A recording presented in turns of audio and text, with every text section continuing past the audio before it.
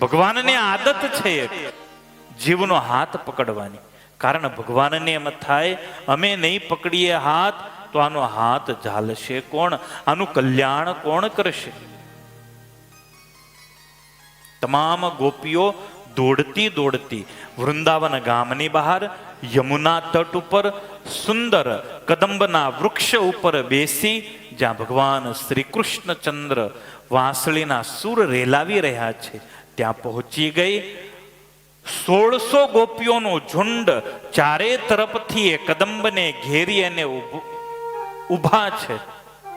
કૃષ્ણની મોરલી વાગે છે. ગોપીઓની દ્રષ્ટિ ભગવાનના મુખારવિંદ તરફ છે. અદ્ભુત અણીદાર આંખો, સુંદર પ્રભુની પાંપણ, વાકળિયા કેશ, શરીરનો સુંદર શ્યામરંગ, એમાં પણ મોરલીના સૂર નીકળતા હોય. ગોપીઓને એમ થાય બસ અહીંયા જ બેસી રહીએ, કૃષ્ણ આ પ્રમાણે જ મોરલી વગાડ્યા કરે, આપણે સાંભળ્યા કરીએ, આપણી જિંદગી આમને આમ વ્યતીત થઈ જાય, સૂર્યોદય થાય જ નહીં. બસ એવી કામના કરી ગોપીઓ એકી દ્રષ્ટિએ ભગવાન કૃષ્ણને નિહાળવા લાગી. ભગવાન કૃષ્ણની દ્રષ્ટિ ગઈ ગોપીઓ ઉપર, અને જેવી ગોપીઓને જોઈ એવી જ પ્રભુએ મુરલીનો નાદ બંધ કર્યો. અને જેવી કૃષ્ણની મુરલી બંધ થઈ એવી જ ગોપીઓ સમાધિમાંથી બહાર, ઘરેથી નીકળેલી અને જે આનંદ હતો ને એ આનંદમાં એક પ્રકારની આમ ખોટ આવી, આનંદ ત્યાં અટકી ગયો. તંદ્રામાંથી ગોપીઓ બહાર આવી,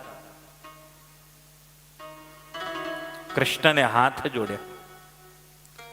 મોરલી સુણવા હું આવી મેલી, અરે મોરલી સુણવા હું આવી મેલી, ઘરડા કેરું કામ,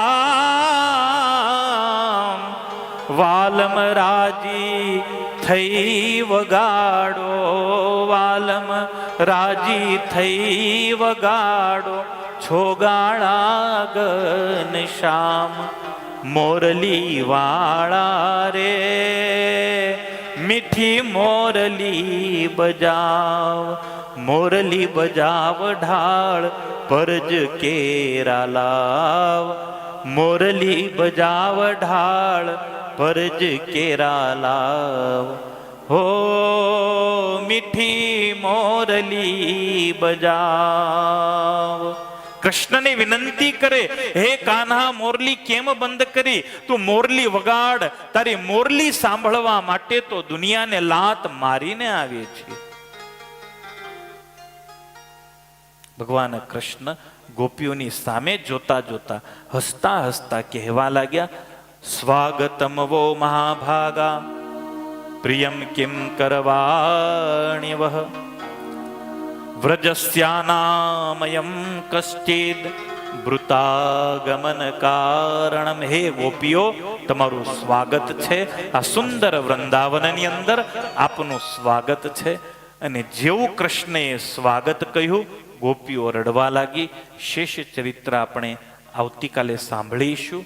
ગોપી ગીતની અંદર આવતીકાલે હજુ આપણો પ્રવેશ થશે. હજુ ગોપી ગીતમાં આપણે આવ્યા નથી. ગોપી ગીતનો જે છંદ છે ને એ કનક મંજરી છંદ છે. પુરુષોએ તો નહીં ગાયું હોય, બહેનોએ કદાચ ગાયું હશે ગોપી ગીત, ક્યારેક બોલ્યા હશે, પણ ગોપી ગીત ગાવા જેવું છે. ગોપી ગીતનું ગાન કરવું ભગવાનને ખૂબ ગમે છે. સ્વામિનારાયણ ભગવાનને પણ ગોપી ગીત અત્યંત વહાલું હતું. ઉદ્ધવ સંપ્રદાયના આશ્રિતો માટે એવું કહેવામાં આવ્યું કે ઉદ્ધવ સંપ્રદાયના આશ્રિતોએ રોજ એણે રાસ પંચાધ્યાયી વાંચ્યા સિવાય સુવાનું નથી. અને આખી રાસ પંચાધ્યાયી જો એને અનુકૂળ ન આવતી હોય તો એક ગોપી ગીત તો એને પાઠ કરવો ને કરવો. આ સંપ્રદાયના આશ્રિતોનું બંધારણ સત્સંગી જીવનના પ્રથમ પ્રકરણમાં પ્રયાગની અંદર રામાનંદ સ્વામીએ બતાવેલું છે. ધર્મ અને ભક્તિને જ્યારે ઉપદેશ આપ્યો ત્યારે કનક મંજરી એનો છંદ છે. 19 એના શ્લોક છે. અલગ અલગ ગોપીઓના મુખેથી એનું ગાન થયેલું છે. આવતીકાલે આપણે આગળની કથા સાંભળીશું. હરિસંકી બીજી વાત, બીજી એક સૂચના, 16 તારીખે સમય બપોર પછી, હા 16 તારીખે આપણી કથા બપોરની રહેશે અને મહાપ્રસાદનું આયોજન આપણું સાંજનું છે. એટલે જે પણ હરિભક્તોને મહાપ્રસાદમાં સેવા કરવાની ઈચ્છા હોય એ ભક્તોએ કૃણાલ ભગત, વૈભવ ભગત, પૂજ્ય ગુરુ અથવા તો દીપેશ ભગત કોઈનો પણ સંપર્ક કરી અને એમાં સેવા કરવી. ભગવાન રાજી થાય, સૌ ભક્તોનો ભગવાન મંગલ કરે. હરિસંકીર્તન સહ કથાને વિરામ. સ્વામી નારાયણ નારાયણ નારાયણ, સ્વામી નારાયણ નારાયણ નારાયણ, સ્વામી નારાયણ નારાયણ નારાયણ, સ્વામી નારાયણ નારાયણ નારાયણ, સ્વામી નારાયણ સ્વામી